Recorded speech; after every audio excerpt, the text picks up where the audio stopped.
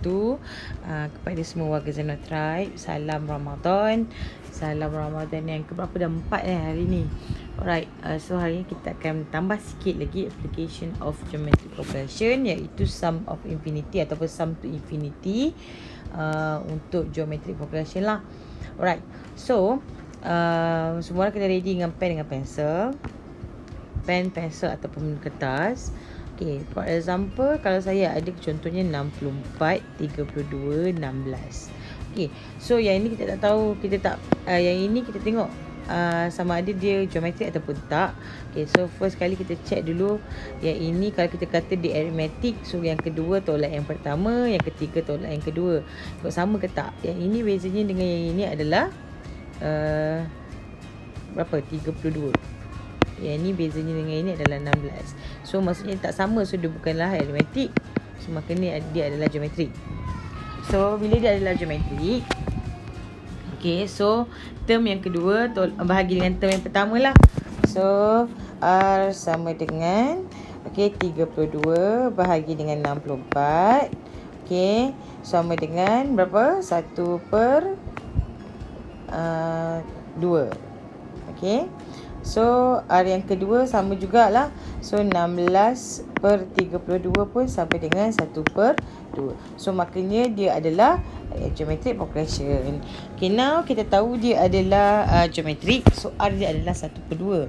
Sekarang kita nak buat eksperimen. Okay, sekarang ni eksperimennya. Okay, saya buat satu table ni. N ni adalah untuk term berapa yang kita nak carilah. Ni term pertama, ni term kedua, ketiga dan so on sampailah 200. Okay, eksperimen ni adalah bertujuan untuk kita buktikan bahawa sum of infinity bagi geometric progression, bagi kes tertentu sahaja, dia akan menjurus kepada satu nombor. Okay, so lepas ni kita tengok apakah nombor itu. Okay, so first kali kita kira dulu. Okay, kita kira dulu. Sekejap saya ambil colour lain.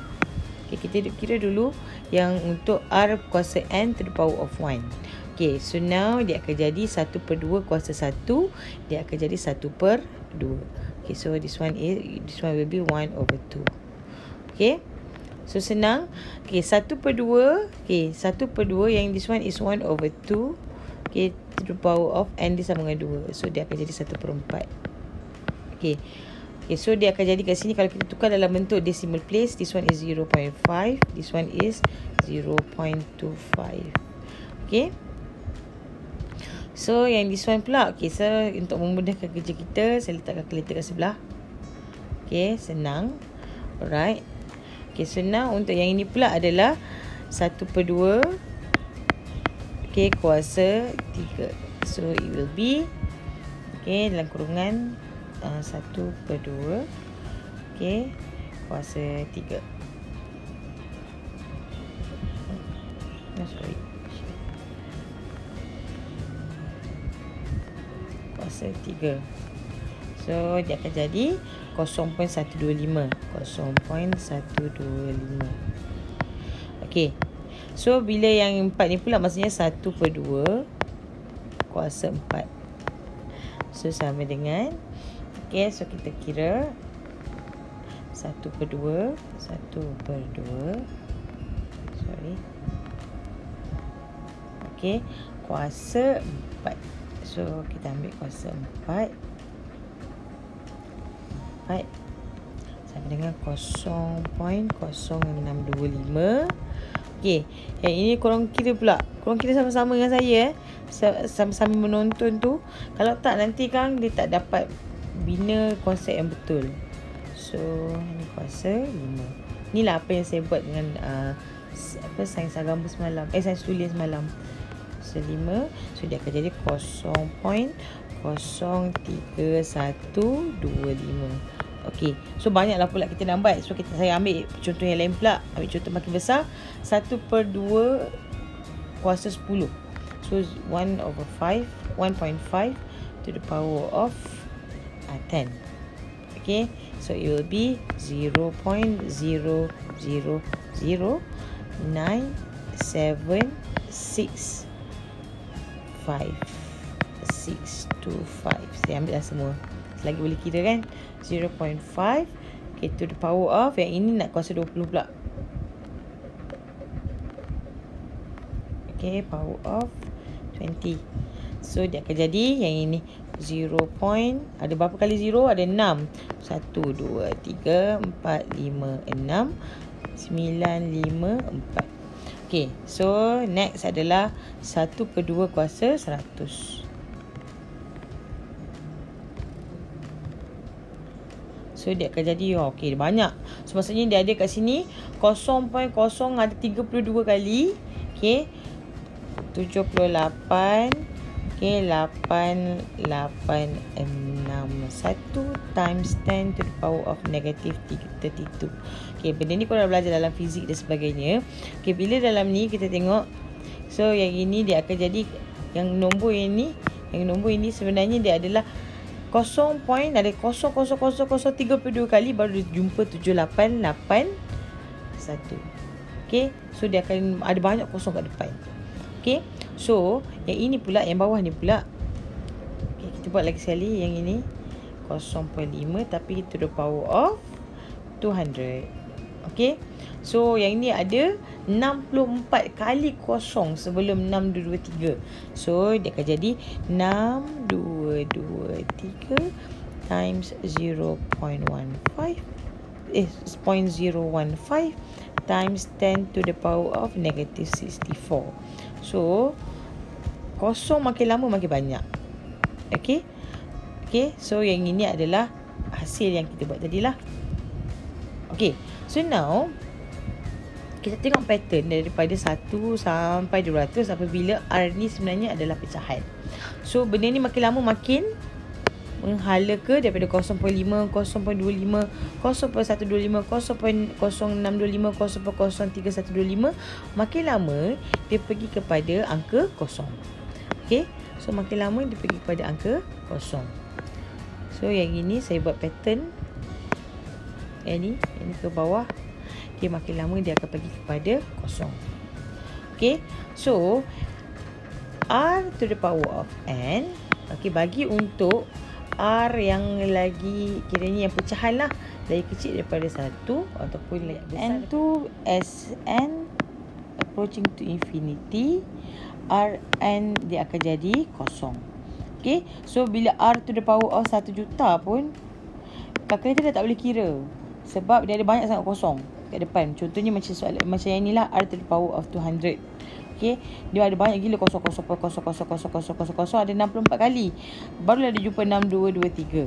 Okay, so untuk yang ini baru 200. Kalau 1 juta dia akan jadi kosong. Okay, dia akan jadi kosong. Alright, so apa maksud dia kat sini? Okay, maksudnya di sini, okay, sekarang ni formula of Sn tu adalah, saya padam dulu yang ini. Saya buat balik supaya nak terangkan balik.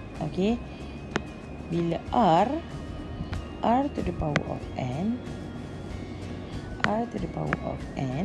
okay, dia akan jadi kosong. Sn ni akan jadi lagi banyak sampai ke infinity.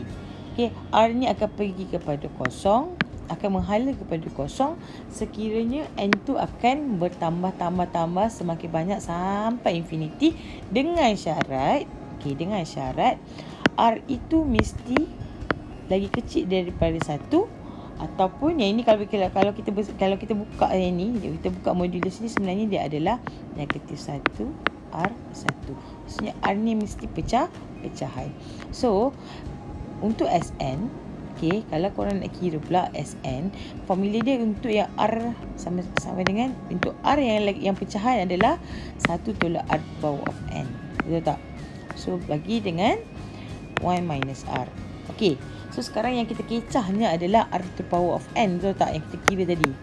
Okay, so kalau S goes to infinity, S tu pergi kepada infinity, so dia akan jadi A1 tolak, bila di infinity, yang ini akan jadi kosong.